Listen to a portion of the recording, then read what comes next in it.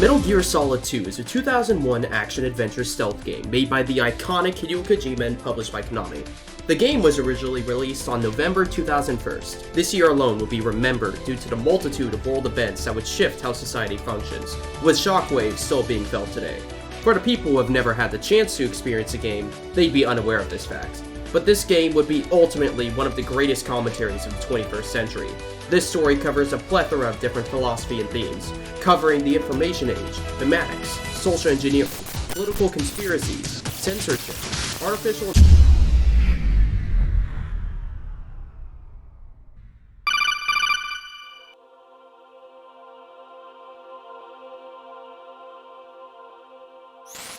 Raiden, are you receiving?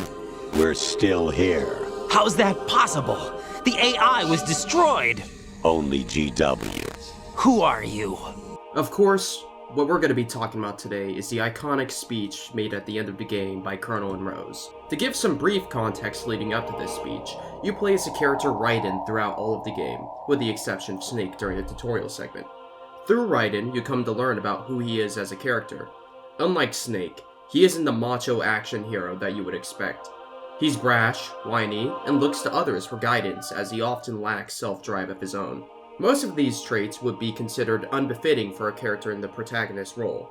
However, this game takes advantage of this narrative in order to convey its point. During a segment of the game, you'll learn that the person who has been guiding / mentoring you throughout the game, the Colonel, is actually an artificial intelligence being controlled by GW. This revelation begins to influence how the player progresses through the game as everything is called into question. Leading into the final act, moments before confronting the final boss of the game, you get a surprise call from the Colonel, someone who the player thought they had destroyed in a previous mission. But he, alongside Rose, who is Raiden's love interest who turns out to be a spy, explained to him the truth of his mission, alongside giving context about why it is they're doing the things that they're doing. I think we can now begin to look at this Codex conversation in detail and look at what it's discussing. To begin with, we're not what you'd call human. Over the past 200 years, a kind of consciousness formed layer by layer in the crucible of the White House. It's not unlike the way life started in the oceans 4 billion years ago. The White House was our primordial soup, a base of evolution. Despite the time frame for which this game was made, we can already see the ideas discussed being highly relevant now. As an individual, I can go online and cause mass change of opinions, without others ever double-checking to see if I'm correct. Those who fact-check are drowned out by the voices of the masses, as useless information becomes forever on the internet. Useless drama on Twitter, YouTube, Twitch, and any other social media platform becomes the memes of the internet, while any real-world issues are drowned out because the masses don't care about it in a given moment. I'm not here to propose a solution to these problems, but the fact that the game has already been able to capture modern-day issues is a crazy feat for the time. Anyways, let's continue. Each other from hurt. The untested truths, spun by different interests, continue to churn and accumulate in the sandbox of political correctness and value systems. Everyone withdraws into their own small gated community, afraid of a larger forum. They stay inside their little ponds, leaking whatever truth suits them into the growing cesspool of society at large. The different cardinal truths neither clash nor mesh. No one is invalidated, but nobody is right. I made sure to highlight this quote in my notes because of how relevant I find this to be in the internet community. The idea of a forum, at one point, was to be a general area of communication where people with similar interests discuss things in a semi-public setting. But as the internet drags on in age, we see how that's warped into more and more niche groups. For every bad community out there, there's a subreddit or Discord server that's entire purpose is to gate that community away. For some of these communities, they do this because they're afraid of what others may have to say, and for others, they simply want to be left alone. I'm sure that you too can think of many examples that pertain to this, but let us continue. One is invalidated, but nobody is right. Not even natural selection can take place here. The world is being engulfed in truth. And this is the way the world ends, not with a bang, but a whimper. We're trying to stop that from happening. It's our responsibility as rulers. Just as in genetics, unnecessary information and memory must be filtered out to stimulate the evolution of the species. And you think you're qualified to decide what's necessary and not? Absolutely. Who else could wade through the sea of garbage you people produce, retrieve valuable truths, and even interpret their meaning for later generations? That's what it means to create context. I'll decide for myself what to believe and what to pass on. But is that even your own idea? Or something Snake told you. That's the proof of your incompetence right there. You lack the qualifications to exercise free will. That's not true. I have the right.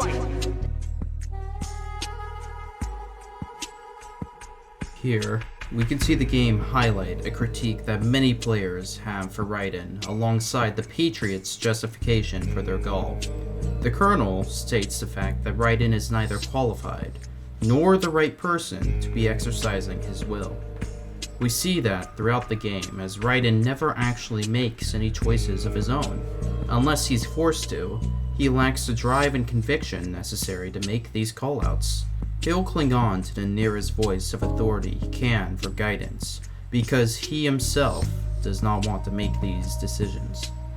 The game explicitly states that despite all of these negative traits, they chose Raiden for this mission because of who he is as a person. Raiden is a representative of the common masses. If the Patriots are able to control Raiden during such a complicated series of events, then they're prepared to control the masses in the information era. Now let us continue. That's not true. I have the right. Does something like a self exist inside of you? That which you call self serves as nothing more than a mask to cover your own being. In this era of ready-made truths, self is just something used to preserve those positive emotions that you occasionally feel. Another possibility is that self is a concept you conveniently borrowed under the logic that would endow you with some sense of strength. That's crap. Is it? This entire dialogue section is dedicated to systematically breaking down Raiden and throwing all of his logic back at him.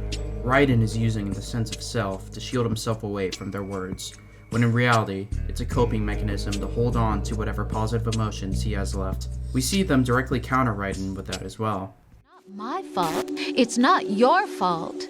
In denial, you simply resort to looking for another, more convenient truth in order to make yourself feel better. Now coming up here is what I believe to be the thesis statement of this entire Codex call. I believe that this particular exchange is worth highlighting in its true nature. Let's listen. Should someone like you even have the right to decide? You've done nothing but abuse your freedom. You don't deserve to be free. We're not the ones smothering the world. You are.